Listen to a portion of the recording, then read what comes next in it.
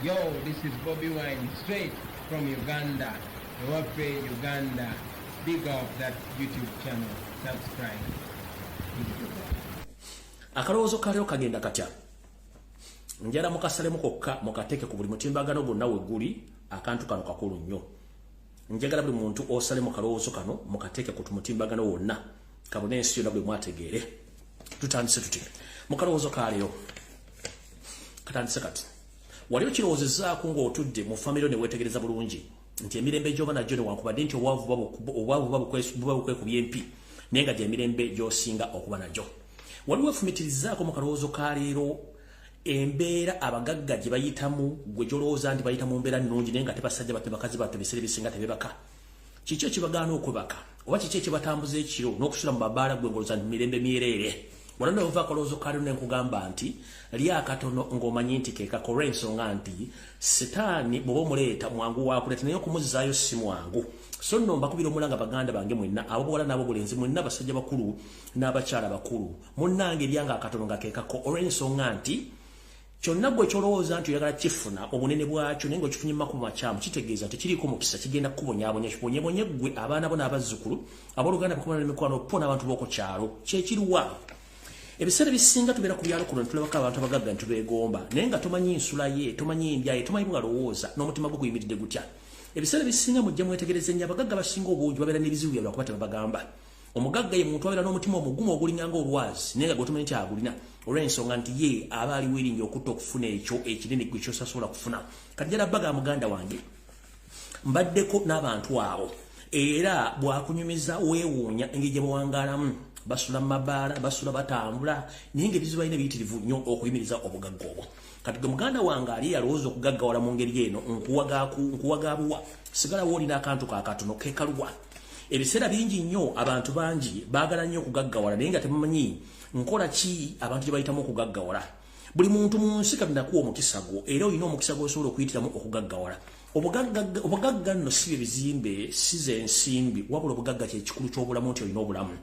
Buli muntu waali mugagga mu mutima lwakuba nti abasinga obungi twagala ebisingawo nkitegeeza bulungi nnyo. Buli muntu waali olina obugagga bwe bulamu neffe abantu basinga obungi twagala nnyo ebintu ne bwejjukanyamu obungi nti omuntu yina gy'ova gye mulaga oyingira ensi ng'oli bukunya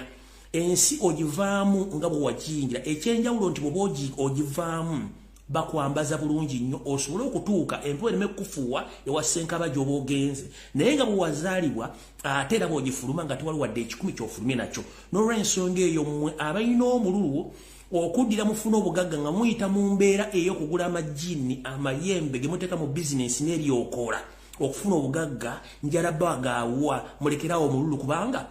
eno ensi kkubo tuyitako buyisi. Waliwo ebuzizaako mu kalowoozo ka leero lwaki abantu abasinga obungi bwafa nga badde mugagga fuggetogge. Bizinensi ze n'ebyobugagga ebisaanawo mu kaseera mpawe kaaga tewali mwana aba mukyala addamu kuddukanya bizinensi ezo kubanga omugagga ono yali agenda okusaba ebyokola bino bimukolera ensimbi ssente yazisabanga ye ate ebyokola tebabisikira sitaani tebamusikira. Sitaani alonda gwalonze n'amuwa kyayagala n'amala n'amukozesa. Mu kiro ngamba bwe nti lyanga akatono ng'omanye nti kekako kubanga bw'otwala sitaani n'omuteeka mu byobugagga byo kitegeeza sitaani ebyobugagga byakuleetedde ne byasanzeewo ajja kubanyuka nabyo. Yensonga lwaki nti abagagga bonna basinga obungi abakozesa amasitaani okufuna ssente olunaku lwafa ng'amasitaani gasenguka nga n'ebintu bye bigenda bifa ttogge bwe bityo. Yensonga lwaki mwana ku kyalo omuntu yenna alina ebyokola ng'alina ensimbi abaana be bafa mu ngeri ya njawulo. Abaana b'oku kyalo abamuliraanye bafa mu ngeri ya njawulo abooluganda abakona b'emikwano batandika obbanywa. Bw'alaba kimuyitiriddemu abantu musonzeemu engalo ng'atandika okwebuzaabuza ng'afukaana bakoma nga kitegedde nti sitaani gwe yaleeta amufukidde ekizibu. Butyo nno mbagamba sitaani bw'oba omuleeta mu maka ago kimanyi nti bw'abajja ne bye yasangawo abitwala. Mwegendereze nnyo obugagga obungi tebulina mugaso kubanga ku nsi ekyobugagga kye tulina gwe mukka gwe tussa ebisigadde byonna byakwewunda bya nsi. Bw'oba oyagala emirembe webaka otulo onyumirwe munnange va mu bintu by'okwebuzaabuza mbw'oyagala obugagga kubanga obugagga abasinga obungi bali kunyumiza gye babujja munnange ojja kwewuunya keera ku makyokole katonda kyabakuwadde kyekiba ekikyo kubanga okimanye nti olunaku lugenda okukyenkya nga naawe ogoberedde bajjajjabo abakusookayo ne mu mirembe kubanga olina okuba n'ebibuuzo bitono nnyo ebikubuuzibwa nga ne anso ina ntono nnyo naye gy'okoma okuba n'ebibi ebingi ebibuuzo bijja kuba bingi nnyo nga ne anso ina ntono olw'ensonga ne ku nsi kw'ovudde ojja kuva nga bakwekokkola nti kale tumuwonye agenze naye nga webuuza kiki ekyogeza abalya mmere tumuwonye agenze olw'ebikolobero n'ebikolwa by'okoze ku nsi nga obaleetera ebyokola ku nsi olw'okuba nti yogala bigagga so akalowoozo kaleero buli muntu yina joli please making sure nti osidula by'onoosobola okwetika kubanga sitaani mwangu waakuleta naye okuzza omuzibu amaliriza ku nkomerero naawe kennyini yamwegulira naawe akulidde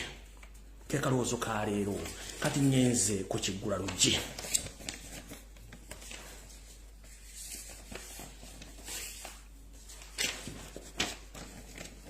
alright ekiggula luggi kyalino kigenda kuba kyanjawulo era batumiddeko mwenna buli anyumirwa akanyumiro kana ak'ekiggula luggi mbamanya abantu bangi bebuzabuza nga bafuka n'aba ku TV ku radio stations e Kampala nga mulaba programu zino mbatumiddeko mwenna ekiri atabala kikiri anasigadde waka buli omu embeera zanzimanya ez'obuntu mweri gyayitamu okufuna ensimbi naye mu kalowoozo mu kiggula luggi kya leero ngenda babuulira ekintu kino kikulu nnyo nze nno njagala bagamba mu kiggula luggi kya leero nti ebirwa byerabirwa njagala mwotangira omukulembeze Robert Kyagulanyi Ssentamu n'omuvubuka gwe bayita Eddie Kenzo Musuuza ngenda kwawukanako n'abantu abala bonna abakoze video okuva olunaku lwa jjo ku bigambo byogedde byonna olw'ensonga nti nze emyaka 3 bweddu egiyise mabega nakola programu namba ne video gyeri ku YouTube ne ku Facebook lwakuba nti page esinga obungi bazitwala nali nakola dde ebyafeeyo omuvubuka n'ebibagamba byonna kati ganagazze simawulire naye lwaki simawulire olw'ensonga sirwasoose buli kimu kibaddewo naye njala mugamba ekigambo kimu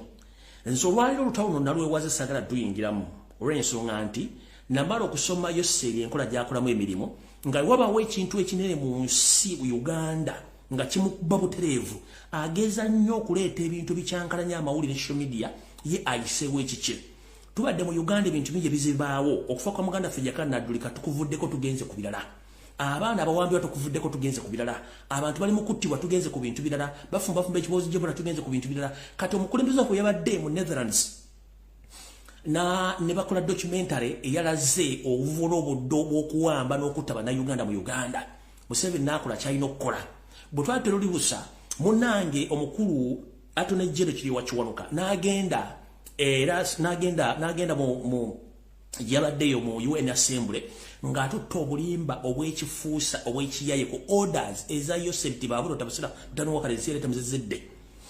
ne kimukuba era ne kimuyirira ddala bulungi nnyo kati Museveni yagenza okola nga pressure epayirinze bulungi nnyo olw'ensonga nabaga nti Museveni bw'akozesa abeera n'abapesa ge yasasula edda mujjukire nti abaana abasinga obungi abadde buteri mu Uganda ndowooza mu Uganda abantu abaagala enkyukakyuka bali 85 ku buli 100 nkiddamu mu Uganda abantu abaagala enkyukakyuka bali 85 ku buli 100 naye ekizibu ekiriwo nti balinamu akatengo omukulembeze ke tuli mu kiggula luggi balinamu akatengo omukulembeze ke byatugamba ekyokubiri balina obwavu obutalina nga ne siringi 2,000 zisobola omukyusa obwongo kati obuzibu obwo nti abantu bonna babaagala enkyukakyuka ne bamuwaayo akawogo asobola okwogera ebigambo bingi kino nkireeta ntya kubambaga nti olutawuno nalowooza sigala duyingira just njala balaga ekintu kino mu kiggula luggi mukitegere bulungi nnyo olw'ensonga nze n'information yange babuulire ngende nveeyo okuba n'ebyokukola bingi nnyo ekisookera ddala njala bategeeza bwati emyaka 3 nakola video ngenzo gikebirako olwaliro just to review biki bye nayogera nga video almost emitwalo nga 35 gy'abantu abaakagiraba emyaka 3 bwe mpulira ebiga byonna ebyogeddwa ne ngamba wow abantu bakipinga history n'enkireka bwentu naye kati njala gamba buganda wange mwenna abakozesebwa omutuusi Yoseri baabula tabasula mutano wa Kalekezi nseera tamuzizidde ensanga bisibe njala mbere careful nnyo ensi Uganda nsi yaffe si yabagwira ba refugees bwazaliwa mu Uganda oli muna Uganda era olina okwagala ensi yo okulyankuzibwa si ye solution fe abali mu diaspora tuli eno olw'ensonga nti Uganda yatulima nga tusobola economic crisis eriyo nga teri mirimu ne tujja mu diaspora ensimbi ze tukola 70% zidda Uganda kulaakulanya ggwanga na kusasula misolo ekyokusatu buli muntu bw'ajja mu diaspora wasobola okweyabiza n'ayogera buli kigambo ekimuli mu mutima kiba kitegeeza nti omuntu avudde mu Uganda akyusa mentality y'okusinga omuntu ali mu Uganda naye nga n'abali mu Uganda baagala nsi ekyuke bangi nnyo kati abaana bano bonna abali ku social media abawe bo musimbi Museveni bakozesanga sleeper cells mulimi oluna science era ne mulimi olukesi tuna kye tuta sleeper cells spies nga bobero ababambega nga bo basirika babasirisa babagirayo ababagala babere babakolera emirimu gyabwe kati abapesa ge bajjeyo njala soka bagamba mu kikulu gikyalero ensonga ziri 3 zengendo kwanala zingesooka omukulu ono muganda waffe ekisooka bamukozesezza nga sleeper cell bamujewojja okuleetawo diversion ekisooka damu kozesanga diversion ekisooka ekyokubiri omukulu ono yenga ye bwokola analysis bulungi ku ye yetaga Windows update bwingamba Windows update kiba kitegeeza nti melongoto bulangata ye yetaga mu fixing aina lose capacity aina lose walls weziri wataga okuzibikira mu ndowooza ine integere ng'omuntu ekyo malo kitegeera n'omanya nti ebintu emwenzo okuba bikolera ku pressure oba ku gun point naye tukuzeeyo kukuwa obuntu nti omuntu olina okeerekeramu okamwa k'omuntu sikante nti weekabidde gye weegenda okukabira okyusaamu okusinzira ku nsi bwe yengedde omuntu ono yandibadde yeetegereza nnyo ensonga zino wammanga nti bannayuganda ekituufu bawambibwa kiki ekigenda maaso mu ggwanga naye ate bw'agaana okutegeera ebintu bino kiba kitegeeza nti ye musooke mwanalizinga eziri pointi ze mbagambye nti ye ng'omuntu ayinza okuba nga naye alina ekizibu kye ng'omuntu kye mbagambye nti yeetaaga Windows update ate teweerabira naye alimu kakao mentality. The moment omuntu abeera mu kakao mentality tobuuza njogera n'ategere bw'agenda kwogera kyenjagala kati wano wensimbulidde mu kigulalo gikyaliro ekisookera ddala njala bategeeza nti ebintu bino wammanga babikoze okukavalinga kye tuyita human rights abuse. Museveni kuba mwambulidde saati ne musajja we Kiriwa Kiwanuka bwe yabadde agenze mu conference eya UN okulimba abantu ne bakozesa ekintu kino nga diversion okubuzaabuza abantu. Ekyokubiri President wa Muliro Kyagulanyi Center bwe yagenze okulaga documentary ye eyabadde ku mutindo gw'ensi yonna mu muzimu theater esinga obunene ng'abadde ekubyeko bugule. Kino kyajja Yoseri mu mbeera n'agamba nti wano tutuuse kino kyadde kirina okukolebwa okujjawo sleeper cell eri okujja okukola kye tuyita cover up okujjawo ebintu bino byonna ekyo nakyo mukitegedde mbagambye ekya diversion y'ensonga lwaki buli media NRM propagandalist abali ku social media batutte ekintu kino ku level ndala nnyo bukyanga lubanga lwa media mu Uganda wokka wosanga concert y'omuna Uganda for the first time ngerangiddwa ne Namonkanga naye Namonkanga eyo yabadde eranga ki in the first place. Linda nakikugambe dda awo sigenda kulwawo mutegedde bulungi kati njagala soka kubuuza Yoseri mu kigwalo gikyalero olwaliro ku TV ogenda kwogera njagala kubuuza ne baminisita mwe n'ababadde mu nsonga zino muli mu kufumbafumba ekipoozi kya Ebola mu Uganda ekyokugula amasomero ngenda kujja nakyo njagala kubuuza bwe tubanga tuyina outbreak crisis eya Ebola mu Uganda how dare you allowed such a huge concert to happen in the middle of the city, in the country where that the government announced that there is an outbreak of Ebola in the country, and you allow a concert which almost collected 500,000 people. Do we still have that outbreak? Nchida mu Luganda lutofu. Munsi gye tulimu nga nayo Yoseri saazi nagenda kwata enjogeza ajja ku TV ayogerenge yanobako. Atenga yanobako njera kubuuza ensi erimu ekirwadde kye mugamba nti kisaasaanye ng'essaawa zino abantu motuga batuge n'emiramu mugiwamba n'ogamba nti okkiriza abeereyo concert naye nga concert eyo yabaddemu abantu abakunukkiriza mu kitundu ky'akakadde k'abantu n'ogireka ebeerewo tuba tukyalina Ebola muno mulimu baminisita babagenzi nababeera ku concert eyo mulimu banebyabufuzi abagenzi babeera ku concert eyo mulimu abamajja abadde ku concert eno kati tuba tukyalina ekirwadde kya outbreak y'Ebola kikibuzo kyembuuza nabagamba mentality bwe buzibu obusinga okugamba abantu nti balina ekirwadde ky'obwongo balowoozanga nte ennyonyi eyo eyazze eyabadde mu bbanga nga yeewuuba nfunyeeko oluvuuvu mulesina confirming ne kanduyise wano yabadde erina ebintu byefuuyira naye ate mu bintu bino byefuuyira temujja kubeera surprised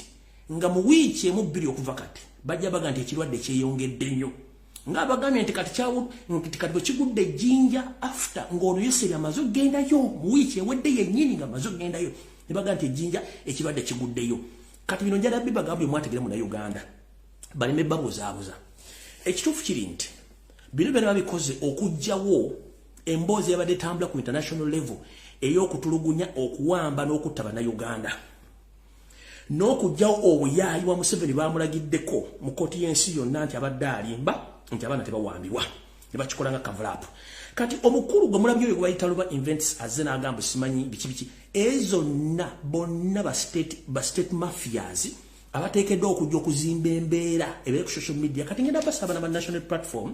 nabanatupa please temuddamu kutambuza kintu ekyo gye mukoma kipostinga nokyogerako oli mbamu wa popularity ate mbamu kapitalinga amawuli tuli ku bintu birala nnyo nina video gyembalaza ku spreading of social media bali mukuwa bana Uganda misana tukukina kintu nakirwa mawuli omuntu tumanyi ani gwakolera tukitegere bulungi nnyo tuwana walo diversion nogeza ku kapitalinga media kyemba munati aba NRM benyini ate bavuddeyo ne bakikuba bakizimbulukusa gwe njagala ondage ku social media muntu ki asinza okuzimbulukusa ekintu kino ekyetu kita reverse psychology no NRM ajja kuvaga nti akuba kintu kino ekyabaddewo ng'akuba munnaabwe naye ng'ate bakipika muli mwongere kisindika mu kisaasaani muve ku mulamwa omukulembeze waffe documentary gyakoze yalabiddwa ku nsi zonna buli omu yatidde okukwata kiri wakiwanuuka namukwatira mu buyaaye mu UN Assembly kyawawaziza ensi yonna amatu Yoseri kyadde alina okukola nakati kyalina okukola ku media okuba nti abakapitalinga musigala nga mukwa songera basa mu kigula ky'oluggi kya leero please temudda mu kishyanga ekiboozibozi omusajja mumuleke mumanyi yaani byayogera matankane ng'empale za mukama we mumuleke gyani zisigenda mukwatako njagadde bawa just analysis yange mutegeere namukolako analysis 3 years back video gyeri sisobola giza ne buli akoze ekintu kyonna ekyokumu exposinga n'okumwogerako please seize fire bumuveeko mumuleke naye nga mbasaba omuleka oba kuole batoliiko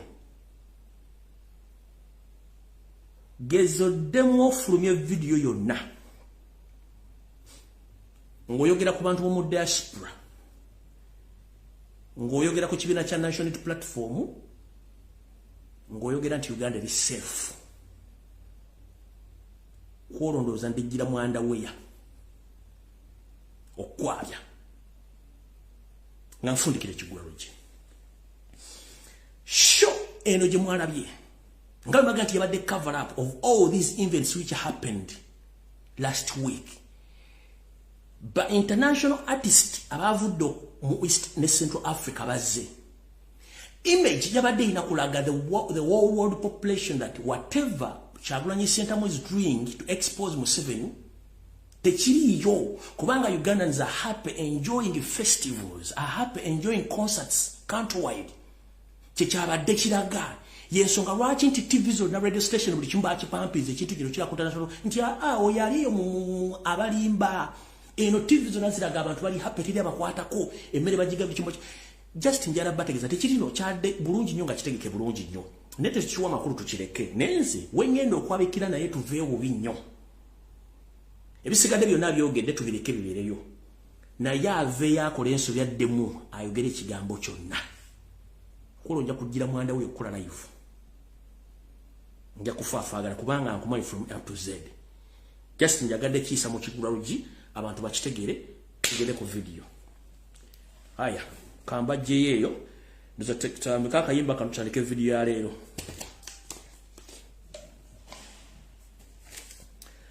mujiro munywera akayimba kano tutandika video ya leero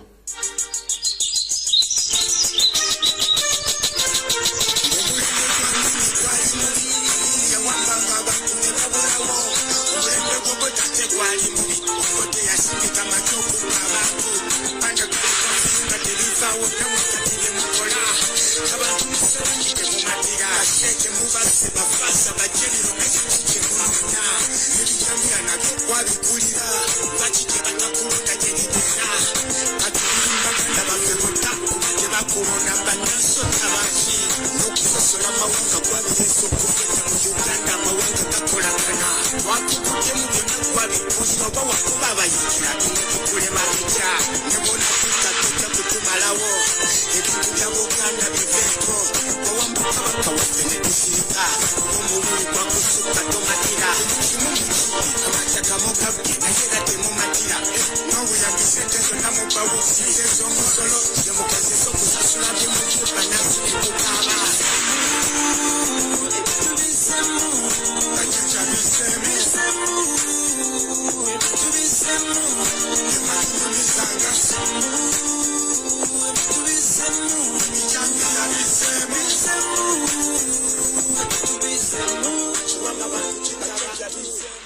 Mukawulidde bulungi kankabaddemu version endala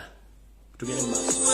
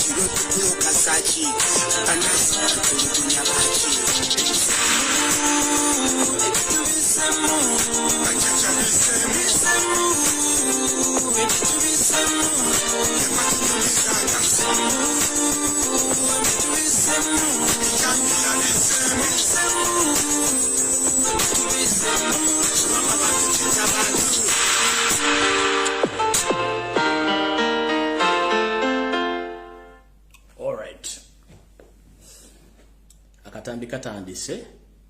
ntandise bwente bulijjo mbagamba walulunye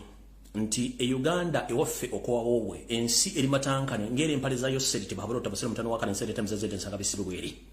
eggwanga liri mu ntata etabangawo mwabalina ensimbi ku bittavu bye mwebaddamu obategeeza mujje ensimbi ku bittavu otherwise mwandifuwanga mukiza munda olw'ensonga nti mputu mulina nyingi mpulukutu za musota zigenda miggomeka naye bwe munaagaana okugyayo ensimbi nze temunnenyanga ogwange emanga okoze. Naba posting ya wiki nyini ewende babigana bagala nti Minister of Finance, Minister y'ebyensimbi yawandiika nga ataligawo okusaba ku eri mwenna bamanirenda basobola okuwola mu 7 obukadde 5 bwa euro nga interest ya 10% okuba nti baddukanya government n'okuddukanya budget y'omwaka oguwedde wepo n'ogujja. Kino kibategeeza wodiza omulalo mu kyama nga abategeera babuzi kati wootuukira okuba nti government ewandiika amaluwa ng'eno yabamanirenda bagiwola ensimbi mwabalina ensimbi ku government mwabalina ensimbi mu bitavu bya banka muli ku ki kitegeeza mwebuzabuza nga afuka banane nge kitufu mukimanyi wano wentandikidde bategeeza nti video entuufu etandise olw'ensonga nti tetulina budde njagala bayisa mu bwangu tutandise njalo kubaza mwenna abakyakola video ku TikTok, Facebook wepona emikutu emirala okuba nti musaasaanya information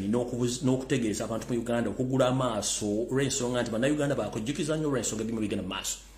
Wetwogera ng'ekiri ekkongo kitokota si kisaanikire ng'amagye gano agaba vandi magakubiddwa ku the extent kati badduse bali mbibira by'evirunga eno nno virunga ndowooza emu ku ba national parks ezisinga obunene mu Congo era nga temakyana kye bazza kubanga buli kimu bakibakoledde babakubye okuba bamalamu omuntu nga wetwogerera essaawa zino nti amagye ga Congo gabali konfeete lwakuba nti eyo enteeseganya gye mulaba yakiyita mu lujjo lw'ensonga nti n'omukulu agirimu yeni agiriidinze n'okutwalayo amagye y'omu kabinja k'abana abasajja abaleeta entalo mu East ne Central Africa so nomwegendereze nnyo enteeseganya tezigenda kuva mukulu wadde enteeseganya tezigenda kuva mu kintu kyonna wadde eky'omugaso mu ggwanga wepo ne mu East ne Central Africa akona konka mazi kali wano kyadduka buddusi tugenze maso radio tulubusa ne mulengera amawuli agagamba nti amasomero gagenda kugalibwa ngenda kuzomweza 25 omwezi gwa 11 mwaka 2022 ne bagamba nti olw'ekirwadde kya Ebola naye mbagandi concert yabaddeyo abantu abadde basukiriza mitwalo 5 lwaki babalese babiri mu concert yesinga Ebola yabadde nga ne minister we bali kibuzo kikuzaayo kanonno sike kabadde akakodyo kaliruddawa njira tegeeza mu nabazadde nti ensongeri bwet abasomesa mwenna bali mu Uganda njala bategeeza abasomesa abasawo abasirikale mitongole bine benjawulo njala bategeeza munnange newe muneebuzaabuza naye mukitegere nti eggwanga terina nsimbi ate liri mu ntata akakodyo kano bakakoze bati ono mukyala je nti okuva okulagira nti amasomero gagalenga 25 mbula okuba Ebola no tewali nsimbi za kusasula basomesa olw'ensonga bakimanyi nti tambu egendera mpaka mu December gende kukomekereza abasawo abasomesa bonna bajja genda ku account zabo kulinda omusalaga ogusasula kubanga baba balekedde Christmas period nenga sente teziriyo kati coordinate katubasalira amagezi masoto gale nga 25 November bagenda tukere kulinda ensimbi zaabwe nga teziriyo so mbo wadde emyezi nozanga gumu oba wiki nga 3 mugenda tandika okulanga abasomesa batandise okwekyanga olw'ensonga nti kano kadde kakodyo sikebola wabula tebalina nsimbi za kusasula basomesa so okugala amasomero nga bukyali kakodyo kakugalira basirika basomesa bweru bali bafuna musala ate bali mekwebuzabuza nga afuka banaba nti bakoze ne bamalayo ttaamu so kino kyadde kiteeketeeke mukitegere bulungi nnyo tugenze bulungi nnyo tugenze ku mulala ensonga endala yiino naye mugiwulize bulungi njala mugijjemu ebintu bibiri oba bisatu mujagala mutegere bulungi nnyo mu system gye bayita buzaabuza ofige mu Uganda Museveni yasinga ogitegera naye naffe twamuzuula nti tusobola okubira mu system yemu mumpulirize bulungi nnyo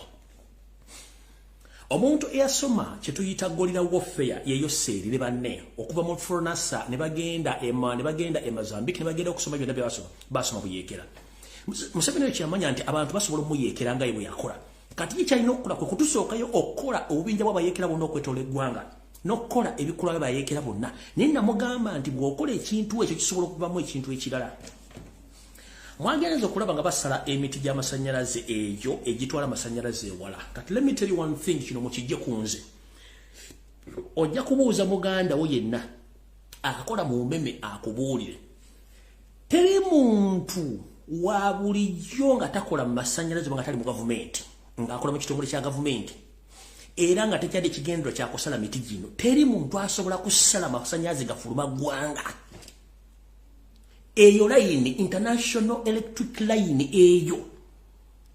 teri muntu wa bulijjo kadeide yasobola gisala nga amasannyalaze kwegali olaba oyita wansi waayo nga kwegali nga geesooza kati gw'okwata otya duliyo ojja osala amasannyalaze ago maama amasannyalaze ago waya zennyini zina gravitation force neeba ng'egudde ku ttaka tesobola kustabilizinga ebibuukabuuka mu bbanga kati tosobola kuŋŋamba nti omuntu atakola masannyalaze era nga tejja kiteekite kukuteeka tekubuzaabuza bantu nti basobola okusala eyo international line ezifulumya amasannyalaze okatunde bwe luwagwa nga n'ogisala ku mutu n'ogiteeka wansi n'egwa Museveni genda olimbe baana bo n'abasiru teri muntu kadeyidde yasobola kuvayo n'asala layini ezo kandi okubirakola eya waggulu eno neeno zibeera ezitera kubeera layini 6 ku 5 teri muntu asobola kubeera muguwa ddalu kukwata kintu kyonna kujja kusala miti ezo gundi ezo ezilayini ezifuluma eggwanga tekisoboka it's an inside job kyamanyi obulungi nnyo nti amasannyalaze basooka gajjako okusala ebintu byo kuba tukimanyi bulungi nnyo iso seemwayi bali mu kukola ebintu bino okubuzaabuza eggwanga nti waliwo abayeekera ekyokubiri ekyokendeeza poliisi nabagamba bakikola emirundi ebiri esooka bagezaako okukendeeza ennamba oba lisiki singa abeerawo abantu abatuufu basobola okubba emmundu ekyo bakikola ekyokubiri bagezaako okukendeeza ku nsimbi ze badde basaasanya ku poliposti ze bongedde mu bitundu eby'enjawulo ekirala kikino ekyebijambiya nabaga bateeka fiya mu bantu ate nga waliwo nekiba pulaani nga kibujjawo katono kate mukitegedde bulungi kati kubakulya ssente nti amasannyalaze gano agasaliddwako bijambiya byonna inside job naye bino ebintu bakola bijja kuvaamu abantu b'omunda abali oligino bagenda okukola ekintu kino mujja kitegera kubanga Museveni ali mu kutya mukitegedde bulungi nnyo genda obuuza omuntu yena akola mu masannyalaze nti eyo layini omuntu asobola okuva n'akwata layini n'agisala busazi nga takola mu masannyalaze nga tamanyi bwe gakola teri muntu asobola kuvayo kusala eyo layini eyo gye mulaba etambula egende bweru oggwanga tesobola taliyo inside job bino byonna ebintu Museveni abikola okubuzaabuza naye ate ababimukola bali mu system batya ebiseera bisinga Yoseri bamuzanya emizanyo gy'atamanyi naye ng'ate naye yagizannyakokko whenever sente zibula mu saturations ng'alina bajjenno bangi ate abe yalimba obukulembeze bamuzanya emizanyo gino okuteeka security ye ku bunkenke asobola okulirizinga sente azibawe gamba nga CMI iso ne eso wepo ne polisi n'amagye kati bana abali mu system bwe bakola ebikolobero bino Museveni mwali promogati egindi bakoze kino egindi bakikoze kino egindi netuna information abayekera bali batebe Museveni kimwaliza either okwewola afune sente bazyo bino bitongole byokwerinda bisobola okugenda counter attacking ki ebintu binenga ate bana bamukoledde report eyo benini bibali mukola ebikolo ebyo so bana bakola ebikolo bino bako wadda government eno na je kizibu ekiriwo kiribwe ekite ngenda basaba na Uganda Bobo oyina omwoyo mukuume kwe mwaja mmwe temuleekaana temwogera nnyo njala babbirako abasajja basinga obungi mu system bagikoowa ab'amagye baakoowa system naye ekizibu ekiriwo ne bw'onojja n'ogamba mu tulina pulani ABCD zigenda okukwera 12 ez'okumakya nga Yoseri yakifunye dda reason being Museveni kuno kwoli ne muhoozi kwali nayo kwenina nga tuyingira akalulu kano Kyagulanyi ke yawangula abaana abamu abali mu kitongole kimu kisigenda kumenya balina mission nga bagenda kuba konvoyi ya Museveni yonna ne boogerako n'abakungwa mu FDC nga ne Sara Musumbo Yoseri envirigo ziweddeko yali mukumu kubayitegeeza mission yeyo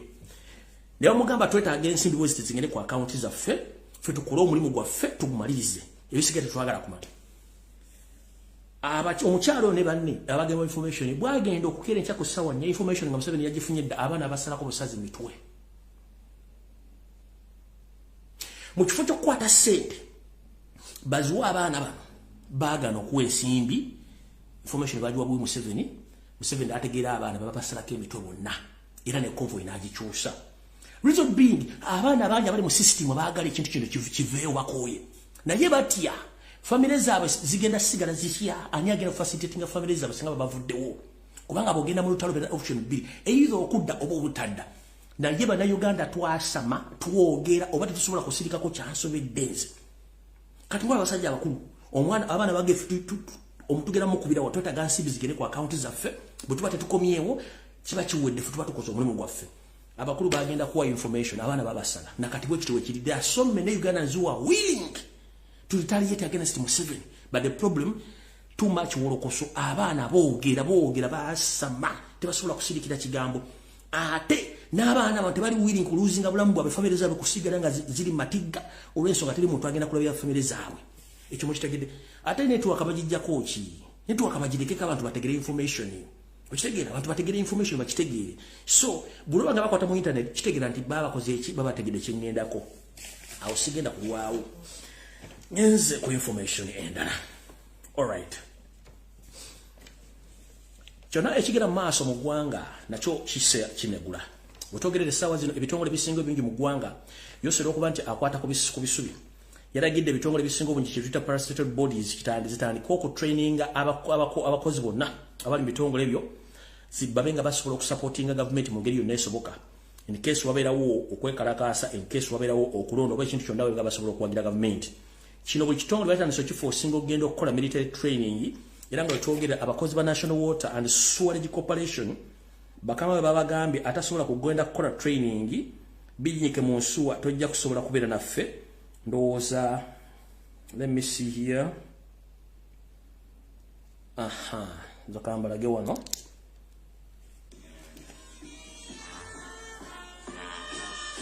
abakozi ba National Water and Sewerage Corporation bonna atasobodde kukola exercise eyo talina mulimu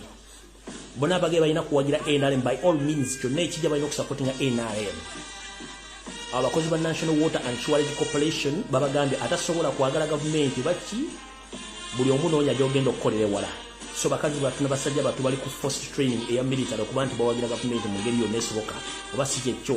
buli omu noonya ekibanja wano nga mukitegedde bulungi n'ebitongole ebirala kitegeeza omusajja ayidde ffe tuludde awo nno sigenda kulwawo njala agenda ku mboozi endala olw'ensonga tobudde nnabutono ate information nina nyingi alright tugenze mu maaso ndowooza nsooka empisawo n'akawundi okengende ku information endala mwenna banayiwala bategeeza bw'oba olina omulwadde ng'ali mu ddwaliro Mulago bambi nkusaba mujje omunoonyeza at least clinic ng'erina abalwadde abasawo basobola okujjanjaba ntegeezeddwako nti abasawo indirect Mulago basinga obungi babinyika mu nsuwa ne badduka abaliwo wasigalawo ba trainees oba abaana basoma obusawo baliwo naye nga abasawo professional doctors badduka dda era abantu abali mu kufa bafanga biyenje Mulago lwakuba nti baagala kibalaga nebino ku bifunko drones zebasobodde okundaga nti ebitande bisinga obungi baleta fayiro nga bagisuulawo ng'omuntu amaze okufa ne bagenda so Mulago buli amanyi ogenda twala mulwadde we Mulago kimanyi nti otwala mufu banzizimu ku fayiro z'abantu abadde bamaze okufa ne baleeta ne bateekaawo naye nga abantu bafanga ebinyira Mulago kubanga teri abasawo babinyika dda mu nsuwa n'amalwaliro ga gavumenti agasinga obungi. So mutegere bulungi nnyo nti ekiri emulago kisa kinegula buli muntu bango olina oyagala kutwala mulwadde we mulago please togenda era ensonga nti ensimbi abasawo baddukayo dda ndowooza n'ekiri ku migration points zonna ku border points nakyo kisa kinegula. Wetwogerera drone zange zasyaddeko ko mu bitundu bye mutukula eno zagenze okuzigenda okukola ssaawa 4-5 nga abakozi bonna ku migration badduseewo tebaliwo olw'ensonga tebaba bagenze kweya eyo border point ye mutukula tewali wadde omuntu wadde asobola okuyamu omuntu yenna ava Kenya oba ava Uganda nga adda Tanzania oba ava Tanzania nga yingira Uganda ebifo byonna bisigala bikalu tewali wadde migration officer olw'ensonga nti ensimbi teziriiwo sasula abantu bano buli omu aba alina okugenda okweyiza okuba ng'anaafuna ekiguli amagala eddiba ezo entry points za Uganda ku side ya Tanzania nga oyingira Uganda abakozi bate baliwo kasazula ssaawa 4-5 okubanoonya obanoonya buli omu bagenze kunoonya kawogo yensonga kimbaga nti eggwanga terina nsimbi liri mu ntata. Awo nno wengenda okuva ntandika video eya leero njitandise ntya ngenda bazanyira ka video kano kembalaze kyoke ntandika emboozi yakiwa kiwanuka tugende mu maaso. Ka video kano mukale bulungi nnyo kale katambula ku mutimbagano engeri gye badde bawambamu omuntu misana tuku wuyo omusajja mukulu bamuwa bamuteeka mu motoka bamutwala misana tuku bawamba bantu mu Uganda gye muyita ensi yammwe.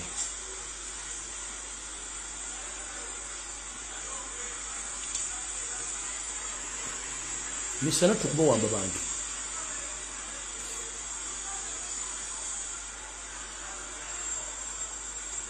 huyo ampakira mu motoka bamutwala misana tuku.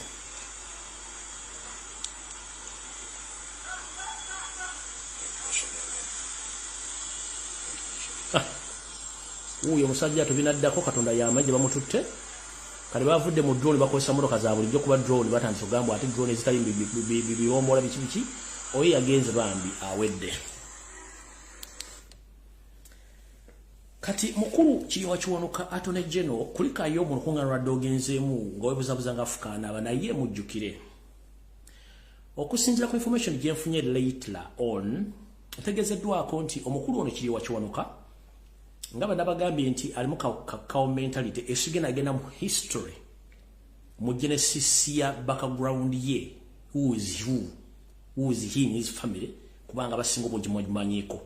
naye ffenna tuli bana Uganda as long as tuzaalibwa mu Uganda esigenda gendayo but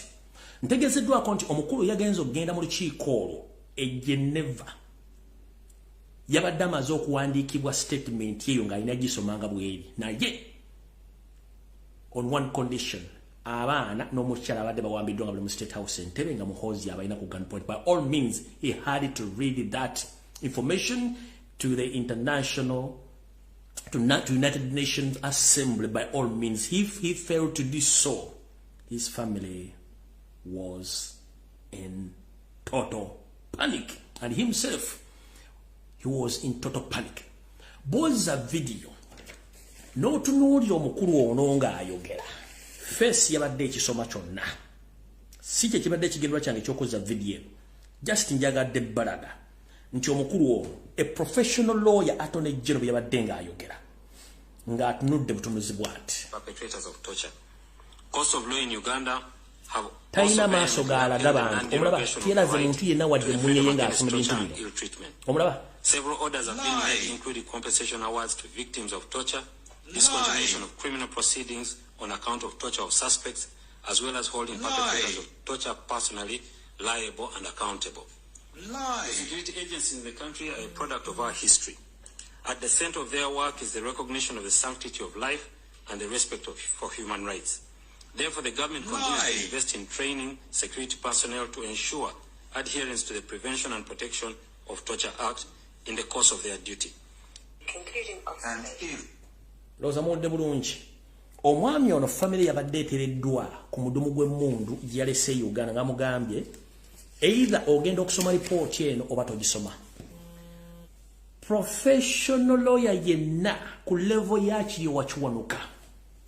mubeera mu kooti buli lunaku lawyer yenna abanga mubulizi wanjiri omubulizi ajja amaze okumemorizinga kyagenda okubuulira ensi ebirala yongerako byongereze okusinzira ku mbeera gy'abalebe ku church ne mu society gy'abaalimu. Kiri wakiwonoka yadde asoma ekiwandiiko kino ng'asoma obutakola mu nsobi wadde n'emu Yoseri gye yamuwadde okusoma mu conference eno kubanga yastatinze way back from 1986 ng'asoma Museveni biki byazaalimba abantu byajja awandika. So kiri wakiwonoka bambi the one of the other yabadde family eri ku gun point yabadde alina okusoma ekintu ekyo naye nga professional yakimanyi what was doing was a mistake and he was lying, but he was in panic due to the point nti family yabadde ewambiddwa yensonga lwaki nti yabadde ali mu kintu ekyo kyakola nenga akimanye bulungi nnyo nti yabadde akola nsobi olw'ensonga nti abaana be ne family ye badde bamaze okuwambibwa bulungi nnyo ndoza mutegedde bulungi yensonga lwaki buli lwokolera ku sitaani atuuka ekiseera n'akwefuulira naye ng'olina okuperforming ekyayagala okola ki opaforming. So yensonga lwaki omwami ono yabadde mu buzibu obwo naye nga tasobola kwogera nsonga zino nga bwe zirina okubeera entuufu. Alright, ndowooza nvuddewo kati tugenze ku nsonga endala. Mumpeemu eddakiika emu yokka 1 minute. 1 minute. 1 minute.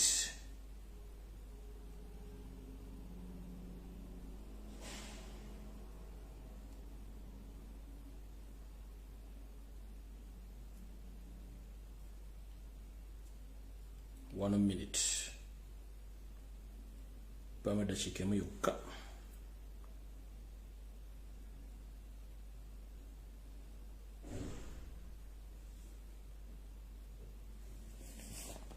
Alright.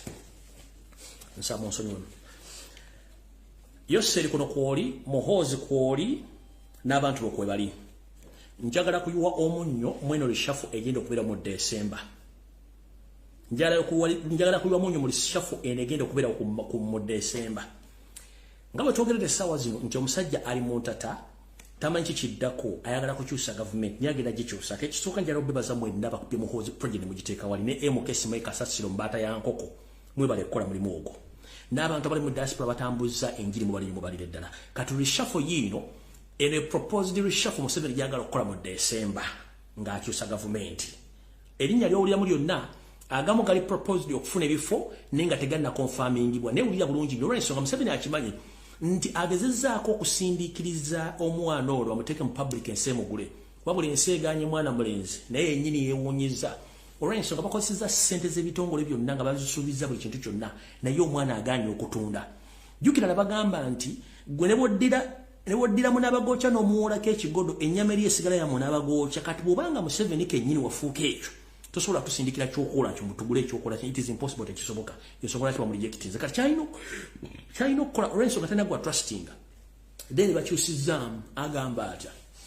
mu December wonna waanajjira okukyusa agenda kukola reshuffle mu gavumenti naye nga kyagenda okukola agala kyusa bukulembeze buno abuzze mu ngeri ye gyayagala mujjukire Museveni asoma nnyo ebintu by'omugenzi Mugabe bye yakola era nga wetwogera Museveni emandwa za kitawe kalekezi zamulinyeeko era neyekyusiza mu kiti ng'embabazi n'agamba nti ku reshuffle gy'agenda okukola eno proposed reshuffle okusinziira ku Doniza this is a proposed reshuffle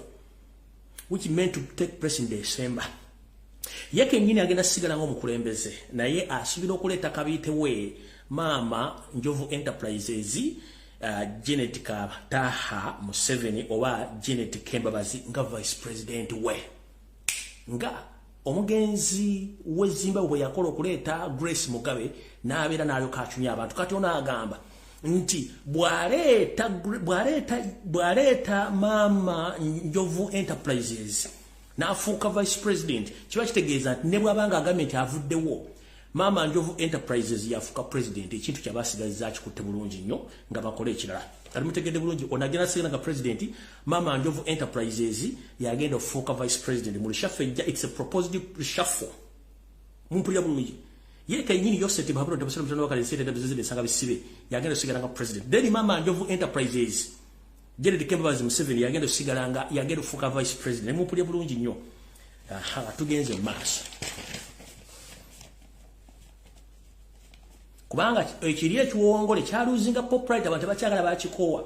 kati prime minister baproposinze mukulu Norbert Mawobe yagenda okubeera prime minister don't be surprised muli bulungi nnyo ngenze maaso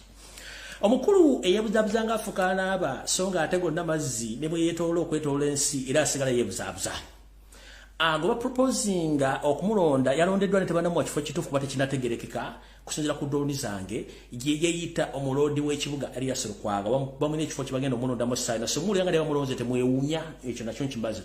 tugenze ku musajja omululu eyeyita omuganda eyasookera mu Buganda Land Board kati nga ye Minister w'Obumengo gwayita Kyolayo Male nono yomu kubali ku lukanda lw'abalonde abagenda okulondebwa okubaka ekifo kyonna kibamuwa mu gavumenti eddako mu December singa kibaawo naye nze kuyiwa mu munnyo mudde bulungi nzize kuyiwa mu munnyo bino biwembi kuba tebijja kubeera so mukibudde bulungi nnyo so mukulu eyasookera mu Buganda Land Board n'atudde leka lya Buganda n'alekawo akasawo kamu ono naye amanye gabaddeko ku lupapula ekyo ekya proposed then kuliko abakulembeze abamu mu National Unity Platform amanya kanga sirikire kubanga ngenza okuleeta ensasagge nga nabo balondeddwa okuba nti bayinza okugira mu reshuffle eyo nakyo mukitegedde byenso kana nabagamba tange problems of rural Kyagulanyi Center but surprised nga bamulonzeemu abantu nga ina Museveni bwakola bwalina akamanyiro reshuffle nga ina abantu already muffe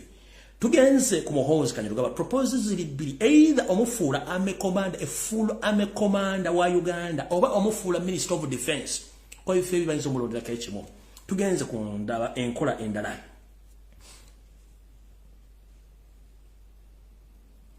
olw'ensonga nti information efuluma nnyo Yoseri tibahabula otabusira mutano wa Karekezi list eno gyenfulumizza n'abalala besigenda kwogera ssaawa zino bakimanyi bulungi nnyo nti sente ziddukanya gavumenti ziriiwo kati omwami ono agezaako nnyo okulonda abantu already bamanyi tebali so demandful tebagenda mukolera bintu bino olw'ensonga tebagenda mukolera bintu bimubuzaabuza nakwongera ku kyayisa gavumenti ye so n'abala nja kuba bategeeza mpolampola kubanga droni yange yanzibiddeko bubbiko ku kiki ekigenda okubeera mu reshuffle so ebira bijja kujja mpolampola awo nawo ovuddewo tugenze ku kirala project promoting bavandime ekyagenda mu maaso naye njala bagamba ekigambo kimu nti bomulako TV nga kuliko omusajja yali ayogera Oluganda n'atandika okwogera olusese n'ayogera Olujapani amaaso ne gamutwakaala n'atandika n'okulabira ebyo byeyogera ng'atandika mu kwogera ebyo by'okulumba mumuveeko mumuleke naye alina ekizibu kawo mentality ali mu merongoto bolangata kati ono yegatiddwako n'omusege gunne waago gwe bayita Fred Mbire kulw'omukaaga oluwedde mu State House Entebbe abavubuka bano ababiri balabibwako jjukira be batandise ekiboozibozi ky'abavandimwe kati njala bazzaako mwate temutegedde lwaki omukulu ono yabadde azze ku boodi y'abavandimwe kambazanyireka video kantuleke tugende mu maaso mu information temwategedde lwaki yabadde azze nkyakalina mukweri nakajemu nende nakabazanyiddeko mwakale bulungi nnyo nakajemu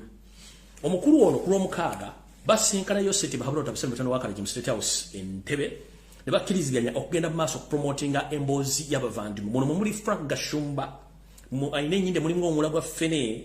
ayogera ebigere bitakwatagana muli Fred Mbire Mukasa naye nga yeeyita Mukasambidde bala bagenda tambula ku TV wale airplay promoting ekiga kibayita bavandume era nga sente zigenda baweebwa yensonga lwaki nono yavudde recent dana kwogera ebigere bitategereka bagenda kubeera ku TV ne radio station nga promoting ekintu kino mwe mulina promoting ekintu kya M23 what a coincidence kati mu kino ekya M23 mulimu n'omusajja sina pastor ono gwe bayita Budingo first pastor Budingo Bunyongo oyo mukuba amekomanda ba M23 ebuzabuza nga Afukana aba era kyovolaba bonna batambula betole bagenda wani wabuli kubanga yani ye amekomanda wa M23 mukubo era oli we yavuddeyo yazze wono munne mujja kulanga nona azze wa promoting ekintu kyamba tagenza bulungi ntyo nti oli na Fred Mukasambire eyita Mukasambidde naye omu ku bantu abazze already kukola ku kintu ekyo promoting abavandume tugenze maaso kati wano wali okulya n'okukomba essowaani mumpulize bulungi nnyo mwenna abaana abobuwala n'abobulenzi abakola mu Middle East nga mugenda kudda waka muwulirize bulungi nnyo nammwe abali mu diaspora muwulirize bulungi nnyo ekiri ku kisaawe Entebbe kitokota si kisaanikire kansoke mbategeeza bw'omanyi ng'oli mu diaspora, most especially ng'oli mu Middle East, nga you are planning to go back home, please be very careful and listen very carefully to this information. Njala kutegeeza bannayuganda bonna bali mu diaspora nga mugenda kuddako e Kampala mu biseera bino ebyakayisanyo ebyamalya ga Christmas, mwegendereze nnyo. Ekisaawe Entebbe kyonna ebitundu 95 ku buli 100 abantu abakiriko bonna ba SFC. Bw'abanga yambadde engoye za Uganda Revenue Authority wa SFC, bw'abanga yambadde engoye za Civil Aviation Authority abasinga obungi ba SFC, abambadde engoye za migration abasinga obungi ba SFC. Tojja mulamu lugero lwa bulijjo genti muntu wa bulijjo abasinga obungi baki ba SFC. Akakodyo kali luddawa. Yoseri akimanyi nti abantu abali mu diaspora including n'abali mu Middle East mwe musinza okumusiiga ettoomi n'okwogerera amafuukuule byakola. Nabagamba nti omuntu asukka ensalo ya Uganda agerako mu ggwanga mu malanga gamuliraanye oba mu diaspora n'asigala ng'alowooza ng'omuntu asigadde e Kampala,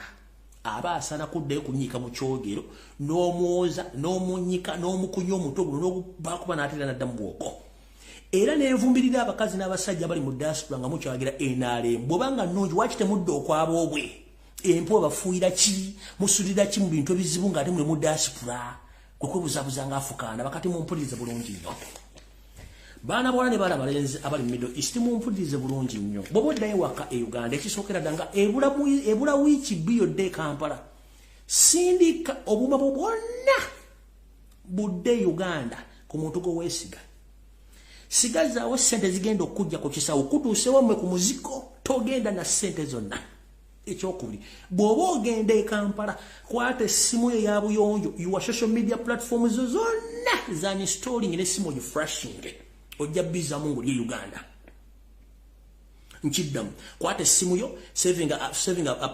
password zo zonna eza Facebook, eza TikTok, ezaani zonna essimu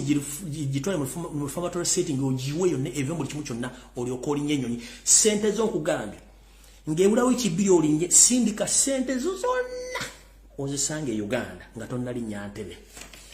Naawe ali mu diaspora tulowooza nti ng'abaana ba mu Middle East kati ekisookera ddala abaana mwenna bagenda okuva Middle East, SFC ne ISO baba ye ku kisaba balindiridde. Wagenda kubeera kye tuyita intensive interrogation nga bawuuza ebibuuzo bino wammanga. Ekisooka wagenda ddi, ani yakutwala, okozeyo ssente mmeka, owagira kibiina ki, Museveni mubi, kikyolooza ku bigenda mu maaso mu Uganda, era ogwawa. Nga bwe tumanyi nti ebibuuzo babuuza nga temumanyi, osobola okwekuba endobo. Mu kwekuba endobo n'okifuuwa ng'okizza munda, kubanga Museveni akimanyi abantu abali mu diaspora bamufuukidde ekizibu. Mujjukire ne muzzukulu wa Kabaata akyogeddeko nti abantu abali mu diaspora mwe mumusinga omuvuma naye nisindala omuntu ali mu diaspora avuma muzzukulu wa Kabaata nedda. Kati mukitegere eyo koodi, okusinziira ku kino kye mbagamba, eno koodi okitegedde. Kati gwe yenna agenda okudda e Kampala sente zo sokozi, kubanga abagenda okubakwata bennyini ensi bagenda zibajjako, ebibuuzo bakubuuza ojja kubidda mubi bakukwate. Naye ng'ekigendwa mu kino, Museveni alina ensi nabagamba bazanya ebibufuzi abeera n'ensimbi naye zikulaakulanya eggwanga tazirina. Mu kino abaana abalina obutima obunafu bayinza obbatandika obbasendasenda obbawa obusimbi, mutandike okuba nti mwogerera gavumenti bulungi nnyo, kubanga Museveni akimanyi nti abaana bagenda okudda bonna.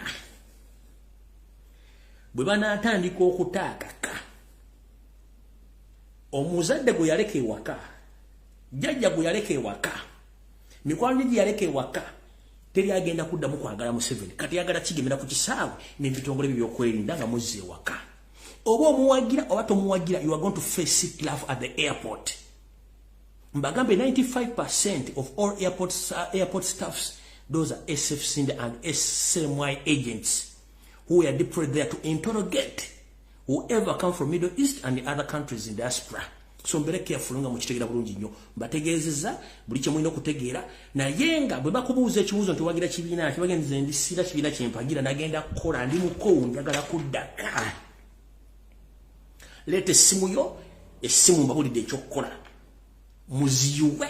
muddeka ng'essimu eri terina kyerimu, tebanaki bagenda kujjako. ekibiina kyowagira sina kibiina kyempagira Museveni omwagala mugambe nze njagala family ebyofuzi bikwata ku Museveni simanyo bayani as simple as that ekiri mutima kiri mutima gwo mukisigaje kubanga mutima tebukukebera bona okolesebwa kubuze buzo no byange byogera byo mutegede bulungi nnyo so Museveni gomuzanyirako ali mu kutya so no awo nvuddewo nyenze ku nsonga endala yesterday okay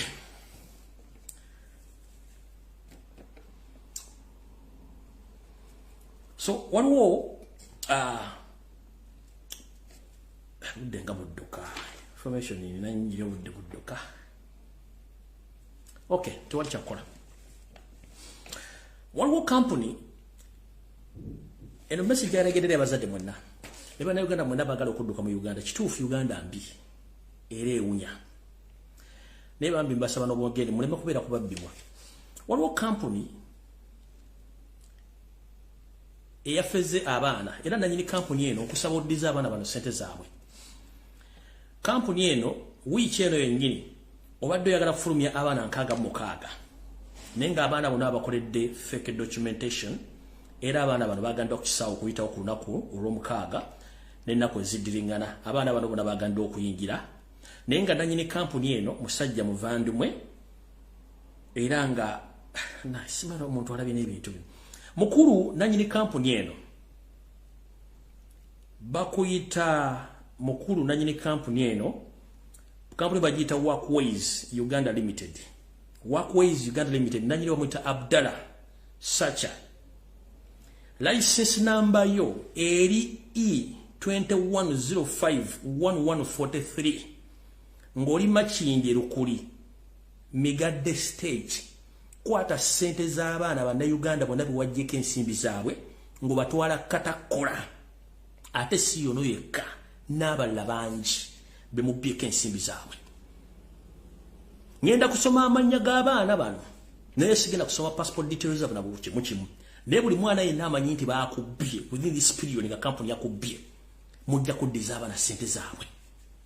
abaana kuba faces ekintu kino abagenda okufuluma eggwanga namwe abagenda okuyingira eggwanga kati bino ebibuuzo byebakubuuza kati namwe abasuubuzi mumpulize bulungi nnyo before nga sinasoma manya gali bobanga oli musuubuzi obanga ova mu Middle East oba mu nsi yonna obanga obadde osula waliwo ebibuuzo bye basente bagenda okubabuuza ku airport ekisooka bagenda kubuuza airline kijje wakozesa nga ogenda nga okomawo kyekibuuzo ekisooka ekibuuzo ekyo bagenda kugamba sente meka zokozesa ngoli okozeseza ngoli gyobadde bagenda kubuuza nti hoteli ki gyobadde okozesa gyobadde bagenda kubuuza sente meka zo spendings mu kusuubula bagenda kubuuza sente meka zokozeseza mu kugula ebintu byolese mu ggwanga Uganda era twagala kumanya obuwandiike bw'ebintu bino buli luddawa kati omusuubuzi kasitaka kutanda n'oleeta invoice oba receipt kuwagulidde ebintu n'ogibawa oba owedde bagenda kukuba omusolo to the extent ebintu bikulemerewo nkiddamu eno ekibuuzo ekisembayo kiri crucial nnyo mwenna abasuubula ebintu nga muva mu diaspora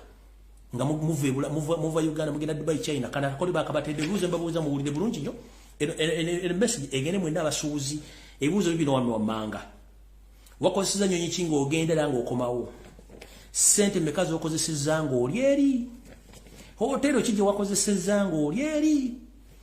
sente meka ze waspendinze ng'oli eri gye walaze era bagenda kubuuza ebyamaguzi by'oguze obispendinzeko sente meka twagala obukakafu bw'ebintu ebyo ne receipt the moment kasita onobawa invoice oba receipt kuwagulidde ebintu ebyo bye Vietnam oba owedde tebakulimba nti eri scanning machine yabadde ku kisaawe wali bakebera ba revenue mbu yabadde yafudde no scanning machine teyafudde akakodyo k'abavandimwe ke bakozeseza kakano tuzikiza machine tulangire public nti machine yakozeki yafudde tutandika kubanga buli machine bale bateekamu ensawo machine nerondamu zinongoye ono wine ono biki kati bagenda kukola kye tuyita money work leta suitcase bagigulewo batandika okujjamu kantu kamu nga bakateeka kamu nga bateeka kamu nga bakateeka kati ebintu bisinga obungi mujja genda okuvaawo nga either yenyini elevele bibbe oba ba SFC babibye oba nga bakubirinze n'ebintu batalina kubiringa kubanga tebante kyagala kumanya mukitegedde bulungi nnyo machine tiyafudde scanning machine tiyafudde bawo mpumuze nga bagala kubirako bantu kiri ku kisaawe entebe kitokota sekisaanike abasuubuzi ndoza mutegedde bulungi nnyo njala bategeeza nti kyonna ekigenda maasawo mukitegedde bulungi kisaawe entebe nti bonna basenga obubbi bangi kati mukyala Nakiwala Kingi, how are you doing? It's a long time. I've been searching you all along, but finally I've got you. Njala tegeeze gwanga. Omukyala ono yasooka n'akolako emmengo mubulange emmengo. Mukyala wa kitiibwa nnyo. Era ng'ali mu Democratic Party. Bava mu Democratic Party n'agendako mu NRM. Bamuwaana nnyo. Kye baamukolera eyo enkoko ekikola bazzukulu baayo. Abaana baawo Bannakingi, Kiwala Kingi. Abaana mu NRM baana bakunya. Bakunya Nakiwala Kingi. The extent n'ekiyenje kyamukunya. Bamala omukunya. Netumukuba n'ayiika Windows. Munnanga omanyi nti bidiba bidanyini byo nga bakasuka bazza wa Kingi. Nga yadde Masaka nga yafuna boyfriend nga bumukalakata. Museveni nga omanyi nti ekidiba kidanyini kyo nga akasuka. Lubadde tulibusa. Drone zange zimunoonya yeebuzaabuza nga afukaana aba. Recently mulaba ku anniversary simanyi mbaga ya myaka mmeka kiki. Nesasira mukulu kiyirenga. Oba kino kikyaliko musajja wattu. Abaana bakunya Nakiwala Kingi ne basajja mu NRM musofumbo basajja n'abakazi mukalakasa abaana b'abandi mubasize empitambi abaana bakunya Nakiwala Kingi mu NRM mama yawone ku mazzi munange nga mmenda basajja ba NRM bebuzabuza nga bafuka banaba omukyalo nga yagala okudde Mengo adde mu tourism gye bamugoba mukuba nemirwa mga tujja kusobola bakuli bubi ali luddawa buli muntu yenna atambula ng'ogenda fuluma Uganda omukyalo no yafuna office ku airport awe Entebbe kati yali mu ka business ka yellow book buno yellow fever book Nakiwala Kingi okuva kuba minister nebito byona yasibide mu ka office ke bamukoledde awe Entebbe amaze banga yali mu control ya yellow book buli muntu yena yite Entebbe nga tola yellow book boyingira ofuluma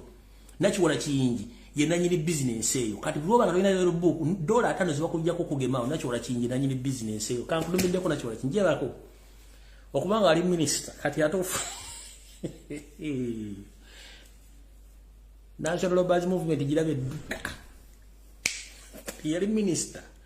kali ku kisaye kukumibwa mu ka office ya controlling yellow books zonna mu Uganda abayina nabatalina yazibera ka abaana bakunya Nakiwala Kingi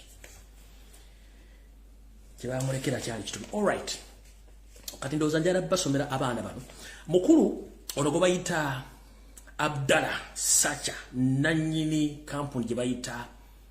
Workways Uganda Limited ng'osangibwa Makindye Lukuli Migadde stage with immediate effect olina abaana nkaga mukaga wadotwala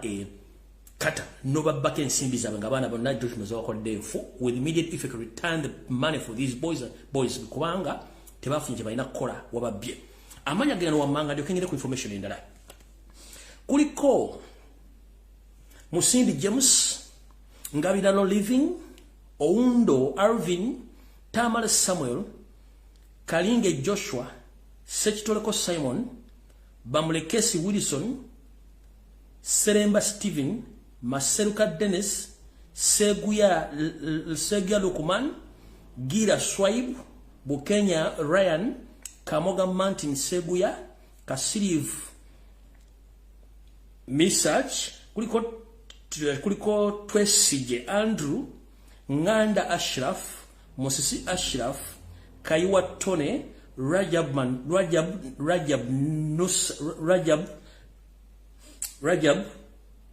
Nasa kuliko Kimbo wa Ashraf Sembajo Steven Kasereka Joseph Wamara Hamza Tumusime Isaac Nyombi Gerard Maega Mpama Moses linda konawe Mpama. Oh my goodness. Mpama Moses. What is your name? I'm called Mpama Moses. Yes. Namba nanja go gira jiguna jakeyo. Naenga mukuru please with immediate effect is the sente z'abaana bano kubanga abaana abantu tebafunye kye balina kufuna sente zizeeyo bulungi nnyo ndowooza tunyumire bulungi ensi ng'abantu bakutadde ku buzibu mukulu nannyini kampuni bagiyita Waxways Uganda Limited amanya go gwe Abdul Sacha license number yo eri E2105143 ngosangibwa migadde lukuli ngosangibwa machinde lukuli migadde stage za sente z'abaana kati bana Twitter mbwangu yankubanga obudde bugenze njagala mbazanyire all right kansoke mulindeko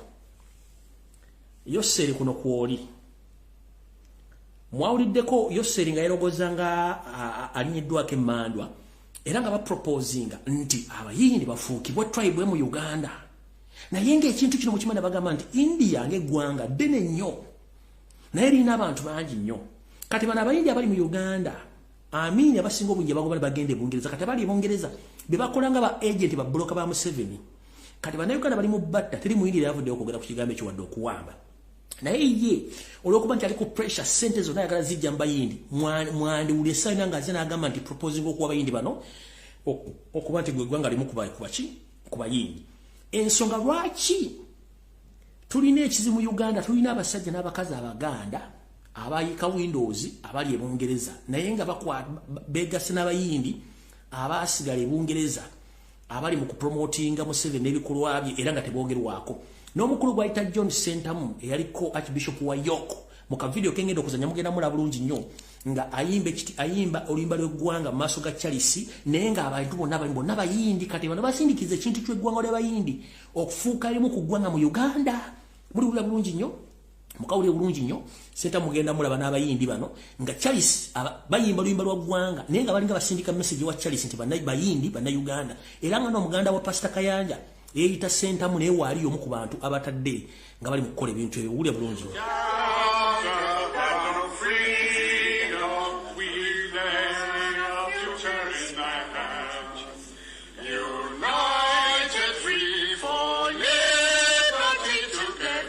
Sentamu mulaba wuuyo nawonziko omutwe baba kakaka kabinja kabayindi mukalaba kayinja kabayindi awe baposhinga Museveni afula abayindi eggwanga mu Uganda Sentamu wuuli mumulaba enkwezengeeyo wuuyo zamutegedde bulungi lwaki Museveni ali ku pressure ey'okufula eggwanga ly'abayindi nti eggwanga mu Uganda olw'ensonga bw'otunulya Sentamu ono yalwanyisa nnyo omugenzi Mugabe bwe yali atta abasajja bazimba banaga nti agenda kujja mu sekapulayo n'agisaleesale singa Mugabe tava ku bukulembeze njala kubuuza omusajja ono yeeyita Omuganda alina akazigo kamulinga nga Kampala Road ali mu kweyagala ku ssente z'omuwa omusolo ng'akolera Museveni ensi yaffe bagifudde ekintu kyakunaabiramu bunaabizi kyokka nga bali mu kupromotinga ekintu kino bana basigadde Kampala babo citizenship oba obutuuze bavuke bannayuganda ye ng'ali Bungereza gy'alira ensimbi kati otugamba teri agenda kulaba ggulu nga muwooza nti ensi etunula nabagamba buli muntu yenna w'oli mu nsi yonna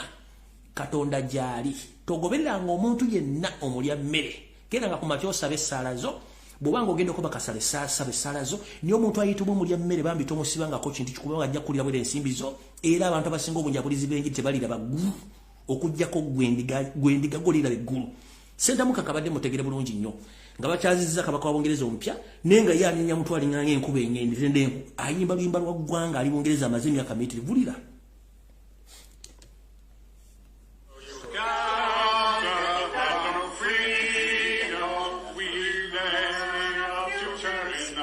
owulira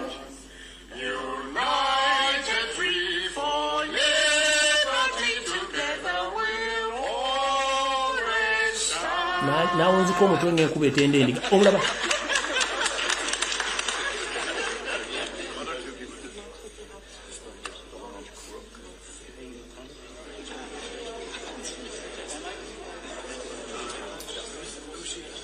omulaba wuuli eri ensakapula wuuli eri omulaba muza mutegedde bulungi Naira nga nkiddamu nga ngenda ku njagala kuzannya njagala baletira omusawo mu dakiika ndozanga 3 muliza akatambi kana ak'omusawo njala bategeeza buli munnayuganda wonna wooli mwegendereze nnyo era teweesiganga magulu meeru mubi kirumira mpiyi 2 njala muwuliriza omusawo wange olwo ebigabo bye bagamba okusenda ku binabongerako oluli buli muntu yenna nga oli mu Uganda wuliriza akatambi kano kaddakiika zigenda kubeera ndozanga 5 then tugale programu eno mukawulize bulungi nnyo n'amajjuvuga Mukama Katonda oyo atuwangazizza n'atuyisa mu bizibu byonna bye tuyiseemu tumusaba atwongere otuwa obulamu ate era tumusaba atusonyiwe ebyo bye tukola nga tumanyi n'ebyo bye tukola nga tetumanyi. Tumusaba Mukama Katonda ayambe baganda baffe abalina obuzibu bwa buli kika ate era ne tumusaba awonye baganda baffe abalina obulwadde obwa buli kika. Baganda bange mwenna abali eyo mbalamusizza n'ekiramuso nti assalamu alaikum wa rahmatullahi wa barakatuh. Emirembe n'okusaasira bibeere gye muli mwenna. Omulimu ogwampeereddwa si mutono, omulimu omunene. Mpozi omulimu ogwampeereddwa kwe kunnyonnyolako ku baganda baffe kiki kye bayinza okukola singa babadde balowoozezza nti balidde obutwa oba babawadde obutwa. Omulimu ogwo nno si mutono, mulimu omunene. Era nga nze bulijjo nvaayo ne mbawa ekikolo n'eddagala ebya ssente entono ennyo naye nga biri very effective. Mujjukireeko baganda baffe twafunako ku COVID emabegaawo. Abantu bangi mwali temumanyi kyakukola singa omuntu aba alumbiddwe obulwadde bwa COVID-19 but nebaza Allah jalla jalaaluhu twasobola okunnyonnyola abantu what was COVID-19 and what they could do to avoid it. Mbeebaza bannayuganda, you followed what I told you to do. Enamba y'abantu alhamdulillah yakira ddala era tetwaddamu kuwulira bantu bakaaba nnyo kubanga mwagoberera ebyo bye twakola ki bye twabasomesa. Nebaza Katonda olw'amagezi ge yatuwa okusobola nti ate twayambako ku baganda baffe abali Uganda. Unlike COVID-19, ebintu by'obutwa bino bizibuzibu ku lw'okubanga tebiri straightforward nga bw'olaba obulwadde bwa COVID-19. It is straightforward nti yali ssenyiga omukambwe atamanyikiddwa naye singa oba omukutte ku beginning ng'obanga yakakukwata treatment ebeera very simple ekitali ku bintu bino nga bakuwadde obutwa. So nga tetunaba kugenda eyo wala nnyo mu kusomamuko nti obutwa buno bukola butya mu mubiri gw'omuntu. Nze kyendowooza ku lwange enganze abantu bano bakkuba eddagala mu mubiri gwo to disorganize your body organs. Tulina organism mu mubiri gwaffe abantu bano ze bazannyisa oba singa baba bakuwadde obutwa omuntu yenna aba abukuwadde kyaba tagitinga. Ekisookera ddala nga tetunaba kugenda butya bwe tujjanjabamu katusooke tulabe body organs abantu bano ze bazannya nazo. Tugenda kusomako katono nnyo briefly ku major organs ezisobola okushuttinga down omubiri gw'omuntu within a minute oba mpola nga bo bwe baba bakitayiminze. Kati tulina omusaayi. Blood is blood is an organ. Omusaayi guno it's an organ in a liquid form. Kubanga omusaayi guno gulina 55% what we call plasma. Plasma is the liquid form of blood. Mu plasma muno bino bigenda kuwanvuwamuko katono naye mubeere bagumiikiriza. Mu plasma muno mulimu clotting factor, mulimu electrolytes, electrolytes nga sodium, potassium, ebintu bwebityo, mulimu waste products, mulimu nutrients, mulimu ebintu bingi. So kati ne tubeerayo ne kye bayita cellular oba solid form mu musaayi. So 45% of it is cellular. Cellular kyentegeeza ng'omutima, kidney zensigo, kidney zensigo ne liver ekibumba. So bana abantu bazanyisa ebintu bisatu, bazanyisa basically omusaayi gwaffe okubeera nti obutwa bukola according to omusaayi gwaffe, bazanyira mu musaayi gwaffe. Kyova olaba nti bakugamba nti omuntu yafudde heart attack gwe bawadde obutwa, oba ne bakugamba nti omuntu yafudde stroke, oba ne bakugamba nti omuntu yafudde blood clot. Kubanga whatever medication they give you oba ekyo kyoyita obutwa kizanyira mu musaayi gwo accordingly oba okusinzira ku kye batajetinze. Kati katuyiteko katono mu bufunze ebintu bino bikola bitya. Kati nga bakugambye nti omusaayi gulina liquid form ate ne gulina ne solid form. Kati bayinza okuwa obutwa obugenda mu musaayi gwo omutima ne gwesiba omulundi gumu kye bayita heart attack oba cardiac arrest. Abo baba bazanyidde mu musaayi gwo kuba badde ebintu bye bakuba omusaayi gwo ne gwekwata n'ofuna blood clots. Okitegeera? Kati awo omutima gusobola okusirika omulundi gumu kubanga guba omusaayi gwekutte at that one point. Biba bizibu nnyo bino ebintu okunyonyola mu Luganda, naye gwe kyoba okwata nti bazanyira mu musaayi gwaffe. Eddagala lye batuwa lizannya n'omusaayi gwaffe okubeera nti batukolako. Kati bwe baba baagala katuyiteko katono ku functions z'ebintu bino. Kati nga batulabye nti bayinza okuzanyiza ku kidneys. What is the major role of the kidneys? Kati kidneys zino zifilteringa ebikyafu ebiva mu musaayi.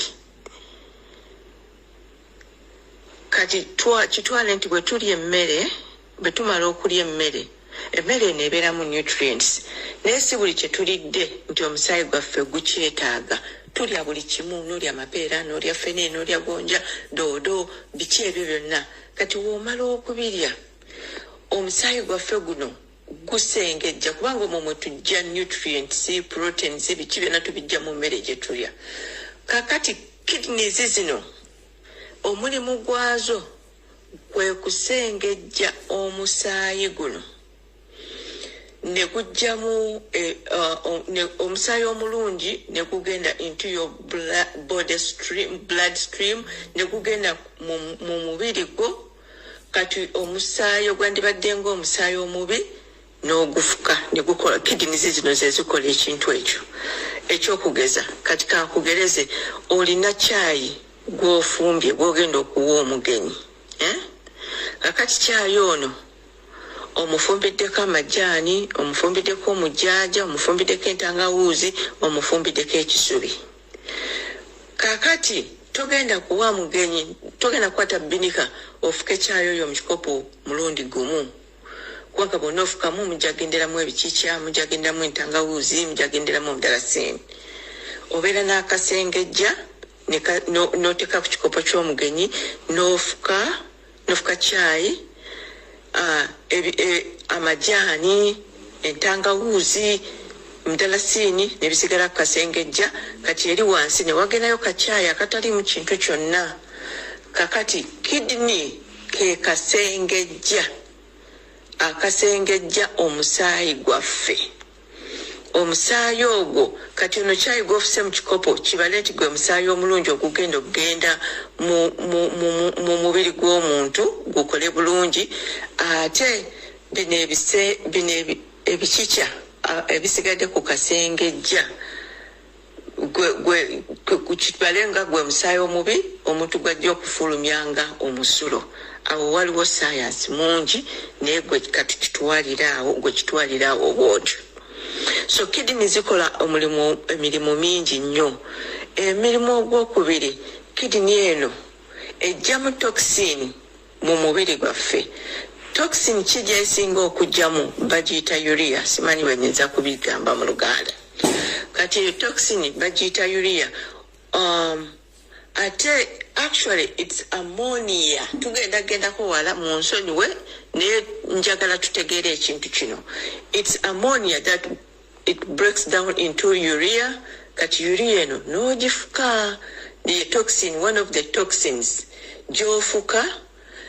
singa obeera nga kidney zo bamesinza up nazo eno toxin egenda kusigala mu mubiri gwo. Bw'eneesigala mu mubiri gwo kiki egenda okukolera? Ekikulu ennyo kyegenda okukolera ekikyamu kwe kutabula obwongo bwo. Kyovulaba omuntu asobola okugwa eddalu because of ammonium level ennyingi eziyingidde mu mubiri gwe tezisobodde kuvaamu omuntu asobola okutabuka omutwe. So one of the roles of the kidney kwe kubeera nga ejjamu toxin mu mubiri gwaffe. One of the bad toxins yeyo ammonium gwoba ojjamu. Kati onoomutegeera otya? Kati nga kati twala ekifaananyi okutegeera ammonium. Twala ekifaananyi mu toyi z'e Kampala munansonyiwa. Toyi z'e Kampala ezedda nze we nakulira ezitali ezakaakati. Ezedda twalinanga toilet wali nga ku CPS. Abantu bagenda awo ne bakola susu ne beeyambira awo. Kati jjukira mbu baba tebazisimudde ogenda n'oyingira mu toyi neekukuba ekisu ekyo. Kati ekyo ekisu kyekkuba that's ammonia. Ekyo ekisu kyekkuba n'owulira nga ogwo omusulo gulinga ogukubalagala. Kati ekyo what you smell right there singa kidini zizo zibeera nga zifunyemu obuzibu nga bazizanyisizza whereby nti zifudde tezikyasobola kujjamu bikyafu, eyo smell gy'owulira oba ekyo ky'owulira it will be in your blood stream. Ekinaddirira ogenda kutabuka omutwe. Okay? Kakati n'ekyokusatu ye liver. Liver eno era nayo baplayinga around with it. Ne babeera nti singa bakuwadde eddagala eryo oba butwa obwonoona liver yo, eddagala lyonna lijja kwekwata muli kubanga the liver metabolizes the drugs we take, medications we take. Naye kakati wenoba nga liver yo bagyonoonye, obutwa bakuwadde obutwa ne bugyonoona, ogenda kubeera nga era namo ne toxins zisigalamu endala mu kibumba. Ate ekibumba kikola n'omulimu omulala. Omusaayi gwonna ogugenda mu mubiri oguva mu lubuto n'ebyenda guyitira mu kibumba. So kakati singa era ekibumba ekyo kiba kifudde still ojja kubeera ne toxins mu mubiri. Kikola ebintu bingi bye sisobola kubagamba wano. So again kyenjagala okujja mu bintu bino kwe kubeera nti tumanya nti these people batuwa eddagala oba gwe kiyita obutwa obusobola okuttirawo amangu bwe playing around with your heart n'ofuna cardiac arrest oba stroke oba heart attack. Kati ate ne bakuwa n'eddagala oba obutwa obutta empola butta mpola obutwa, bagenda kukuwa obutwa obwonoona ekibumba kyo oba obwonoona ensigo zo. Kati singa ensigo ziba zifudde ebikyafu byonna bijja kupiling up mu mubiri, bipilinge ofune complications nyingi, ogenda ofa mpola until woofiira ddala. Ekyo kinjagadde okujjamu nti bajja kuplaying around with your body organs to either kill you slowly oba kill you abruptly. Kiki kye tuyinza okukola okubeera nga Allah atusaasira ku bintu bino? Buntu bubiri bwokka bwe buti, nze mumanyi nzija n'abuntu butono nnyo bugula 15,000 eza shillings naye nga Allah akuyisizaako nobeera ng'owona. Ebikwatagana n'omutima oba omusaayi okwekwata, akantu katono nnyo bakayita baby aspirin. Ka baby aspirin ako kayambako omusaayi guno okubeera nga tegwekwata n'okubeera nga Luganda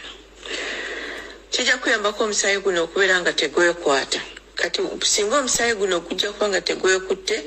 tojja kufuna agamba omusaayi guno okwekwata kiva ku nsonga nnyingi nnyo. Kati tusobola okufuna omuntu wafuna cardiac arrest, omusaayi guno gwekwata akakapatiko akwekutte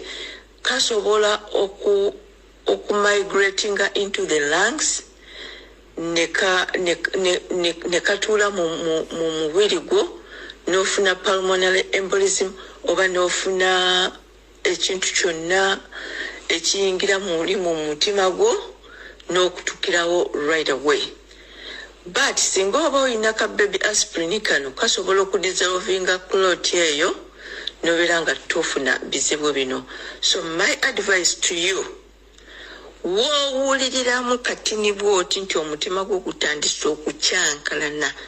tolinda. Naddala abaami mulinda nnyo okwegumyagumya okwo, tolinda. Nandibadde nga mbasaba abantu mwenna Uganda buli omu agule ebintu bibiri. Agule baby aspirin, agule activated charcoal tablets oba capsules. Bintu ebyo bibiri Allah mwagenda okuyisiza. Baby aspirin omutima gwo bweguwulira nga gukyankalanye owulira omutima gukuluma weekwata okolotya, baby aspirin. Baby aspirin ebeera 81 milligrams of aspirin. Awamu abeera 100, but 81 is better. Kati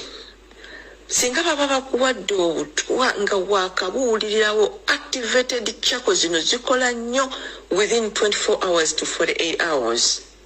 Singa baba bakuwadde obutwa n'obuwulirirawo, just buy those activated charcoals. Actually, don't even just buy right there. Beera nazo mu nnyumba zo nga bulaba bwe twabeeranga n'entangawuzi nimaawa oyo kafankunayo wa covid. Right now ekintu kyolina okubeera nakyo Allah mwayinza okusaasirira ye baby aspirin ne activated charcoal tablets oba capsules. Kakati capsules ezo singa woowulirira nti olubuto lutandise okukuluma ebitali bya bulijjo, woomirira empeke 2. Then the following day nomirayo emu n'oludako emu. Tomira nnyingi, don't go over 2 tablets. Omira emu, osooka nomira 2, then 1 kumakya, emu olweggulo, ate noddamu nomira 1 like nga after 5 days. Eddagala lino ly'amaanyi nnyo, lirina side effects nnyingi. Lwaki omira activated charcoal tablets? They act as binders. Kati singa oba omize poison oba ekintu kyonna tegenda mu kibumba kwonoona kibumba kyo. Tugambye bwe baba bakuwadde obutwa buno bwonoona kibumba, bwonoona kidneys. Because medication is metabolized in the liver, tebigenda na kwonoona kibumba kyo. Bigenda kukola butya? Activated charcoal tablets zino zigenda ku actinga nga binders. Obutwa bugenda kwekwata kuli like nga woolaba magnet. Kitwale nti olina magnet, olina n'obugirita. Kati awali magnet notekawo ejirita oba metal oba anything, empiso byonna bigenda kwekwata kuli. So zino activated charcoal tablets zigenda kusikamu obutwa buli mu mubiri, but they will act nga bakabukuwa. Kirungi nnyo nga bakabukuwa. Like within 24 to 48 hours. Kati togenda kutegeera kubanga abantu abanakuwa obutwa togenda bamanya. So what you have to do, beera nga mu nsawo yo bw'onaabeeramu ne ssente,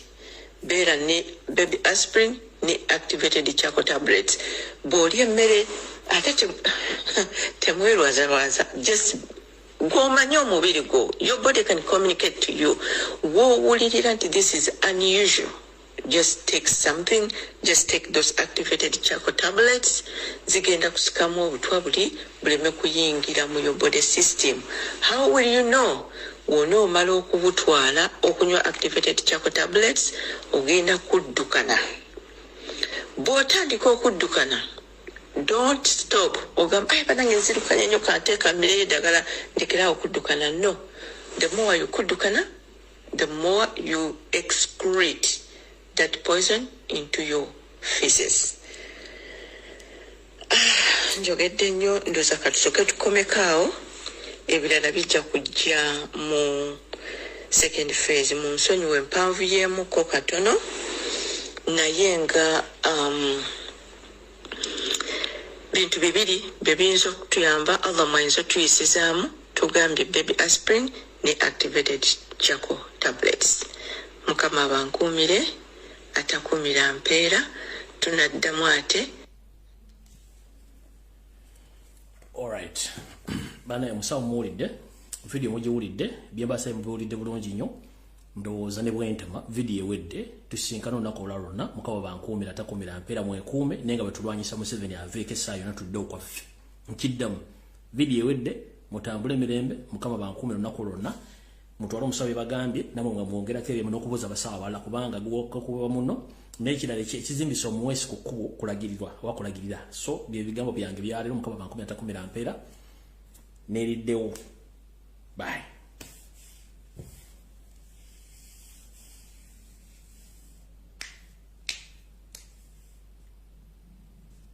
Yo, this is Bobi Wine, straight from Uganda. Ewape Uganda. Big up that YouTube channel. Subscribe.